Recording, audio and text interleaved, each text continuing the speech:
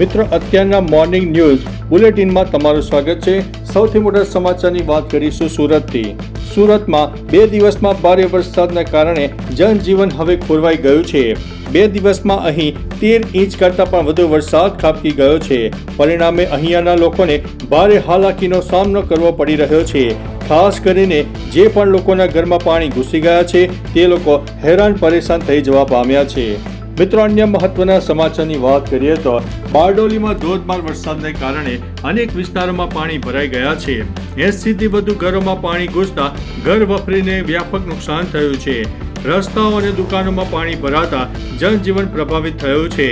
સ્થાનિકોએ વહીવટીતંત્રની નિષ્ફળતા સામે રોષ વ્યક્ત કર્યો છે। મિત્રો, અન્ય મહત્વના સમાચારની વાત કરીએ તો આજે 25 જૂન ક્યાં પડી શકે છે વરસાદ। 25મી જૂનના રોજ સાબરકાંઠા, અરવલ્લી, મહીસાગર, પંચમહાલ, દાહોદ, ભરૂચ, સુરત, નવસારી, વલસાડમાં અતિ ભારે વરસાદની આગાહી આપવામાં આવી છે। આ સાથે રાજકોટ, જૂનાગઢ, ગીર સોમનાથ, બોટાદ, અમરેલી, ભાવનગર, દીવ, ગાંધીનગર, ખેડા, આણંદ, વડોદરા, છોટાઉદેપુર, નર્મદા, તાપી અને ડાંગમાં પણ ભારે વરસાદની આગાહી છે। આ સાથે યલો એલર્ટ પણ આપી દેવામાં આવ્યું છે। મિત્રો, અન્ય મહત્વના સમાચારની વાત કરીએ તો આજે 25 જૂન સવારે 7 વાગ્યાથી લઈને 10 વાગ્યા સુધીમાં 3 કલાકની અગત્યની આગાહી આપવામાં આવી છે। હવામાન વિભાગની ટૂંકા ગાળાની આગાહીમાં ઉત્તર ગુજરાતના જિલ્લાઓ માટે રેડ એલર્ટ સાથે ભારે વરસાદની વોર્નિંગ પણ આપી દેવામાં આવી છે। મિત્રો, અન્ય મહત્વના સમાચારની વાત કરીએ તો સુરત સ્માર્ટ સિટીને બદલે લેક સિટી બની ગયું છે। કોંગ્રેસે બેનર સાથે વિરોધ પ્રદર્શન કર્યું છે। મિત્રો, અન્ય મહત્વના સમાચારની વાત કરીએ તો સુરતના પૂણા કુંભારિયા પાસે ખાડીમાં 3 યુવકો તણાયા હતા, જેમાંથી 2નો બચાવ કરી લેવામાં આવ્યો છે અને 1ની શોધખોળ ચાલુ છે। મિત્રો, અન્ય મહત્વના સમાચારની વાત કરીએ તો સુરતમાં સોમવારથી સતત ધોધમાર વરસાદ ખાબકી ગયો, જેના લીધે સુરતની સુરત બદલાઈ ગઈ છે। સુરત સ્માર્ટ સિટીના બદલે લેક સિટી બની ગયું છે। ભારે વરસાદના લીધે ખાડીમાં પૂરની પરિસ્થિતિ સર્જાઈ છે। સુરતમાં 23 જૂનના રોજ તો બપોરે બાદ વરસાદે વિરામ તો લીધો હતો, રાત્રિના 2 વાગ્યા બાદ ફરીથી ધોધમાર વરસાદ પણ શરૂ થઈ ગયો હતો। મિત્રો, અન્ય મહત્વના સમાચારની વાત કરીએ તો કર્મચારી ભવિષ્ય નિધિ સંગઠન એટલે કે EPFOએ PFના કર્મચારીઓ માટે રાહત આપી છે।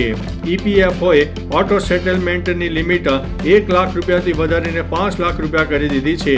EPFO સભ્યો હવે કોઈ પણ ઇમરજન્સીમાં એડવાન્સ ક્લેમ દ્વારા 5 લાખ રૂપિયા સુધી ઉપાડી શકશે।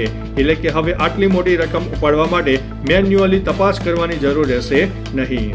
મિત્રો, અન્ય મહત્વના સમાચારની વાત કરીએ તો ઈરાનની રાજધાની તેહરાન સ્થિત ભારતીય દૂતાવાસે મંગળવારે એટલે કે 24 જૂને કહ્યું છે કે ઇઝરાયલ અને ઈરાન યુદ્ધમાં યુદ્ધ વિરામની જાહેરાત કરવામાં આવી છે। તેથી દૂતાવાસ દ્વારા શરૂ કરાયેલા ઓપરેશન સિંધુ ધીમે ધીમે બંધ કરવામાં આવશે। આ સાથે દૂતાવાસે હેલ્પ ડેસ્ક પણ બંધ કર્યો છે। દૂતાવાસે કહ્યું છે કે ભારત સરકાર સ્થિતિ ઉપર નજર રાખીને બેઠી છે અને જો ભવિષ્યમાં ભારતીય નાગરિકોની સુરક્ષા ઉપર કોઈ સંકટ ઊભું થશે તો સરકાર રણનીતિ ઉપર ફરી સમીક્ષા કરશે। મિત્રો, અન્ય મહત્વના સમાચારની વાત કરીએ તો દિલ્હી, મુંબઈ સહિતના દેશના એરપોર્ટ ઉપર એવિએશન રેગ્યુલેટર DGOએ દ્વારા ખાસ સુરક્ષાને લઈને સઘન તપાસ કરતી ઓડિટ હાથ ધરવામાં આવી હતી। આ ઓડિટમાં ઘણા ચોંકાવનારા ખુલાસા થયા છે। એક એરલાઇન મુસાફરોને જીવ જોખમમાં મૂકીને ઘસાયેલા ટાયરો સાથે ફ્લાઇટનો ટેક ઓફ કરાવી રહી હતી, જેને તાત્કાલિક રોકવામાં આવી હતી। આ સિવાય પણ અનેક ખામીઓ સામે આવી હતી। મિત્રો, અન્ય મહત્વના સમાચારની વાત કરીએ તો લીંબડી શહેરમાં વોર્ડ નંબર 4માં આવતા પાવર હાઉસ રોડ પર ખાડા, અનિયમિત પાણી વિતરણ સહિતની પ્રાથમિક સુવિધા મામલે 5 થી 6 સોસાયટીની મહિલાઓએ લીંબડી પાલિકા પ્રમુખની ઓફિસે ઘેરાવો કર્યો હતો। ચીફ ઓફિસર અને પાલિકા પ્રમુખ રજૂઆત સાંભળવા નહીં આવતા રોષે ભરાયેલી મહિલાઓએ ચીફ ઓફિસરની ઓફિસના દરવાજાનો કાચ તોડીને ધંધુકા હાઈવે ઉપર 1.5 કલાક સુધી ચક્કાજામ કર્યો હતો, જેના પગલે રસ્તા ઉપર વાહનોના થપ્પા લાગ્યા હતા। પોલીસે મહિલાઓની 1.5 કલાક સુધી સમજાવટ કર્યા બાદ વાહન વ્યવહાર પૂર્વરત કરાયો હતો।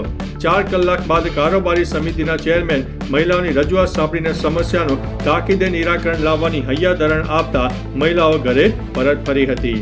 મિત્રો, અન્ય મહત્વના સમાચારની વાત કરીએ તો ઇઝરાયેલે ગાઝામાં લોકોના મકાનો તોડી પાડ્યા છે। ભૂખમારામાં લોકોને ધકેલી દીધા છે. હવે જે નાગરિકો રાહત કેમ્પોમાં મફતમાં મળતા ફૂડ પેકેટ લેવા જઈ રહ્યા છે તેમને પણ ગોળીઓ ધરબી રહ્યા છે. તેમના પર ઇઝરાયેલી સૈન્ય બોમ્બ ફેંકી રહ્યું છે. આવા વધુ એક હુમલામાં ઇઝરાયેલે ગાઝાના 40થી વધુ નિર્દોષ ભૂખ્યા નાગરિકોનો ભોગ લીધો છે. જ્યારે હમાસ અને ઇઝરાયેલનું યુદ્ધ શરૂ થયું ત્યારથી અત્યાર સુધીમાં 56,000થી વધુ પેલેસ્ટાઇન નાગરિકોનો ભોગ લેવાયો છે. તો ચાલો મિત્રો, ફરીથી દેશ અને દુનિયાના સુપરફાસ્ટ સમાચાર લઈને મળતા રહીશો. ત્યાં સુધી અમને રજા આપશો. નમસ્તે.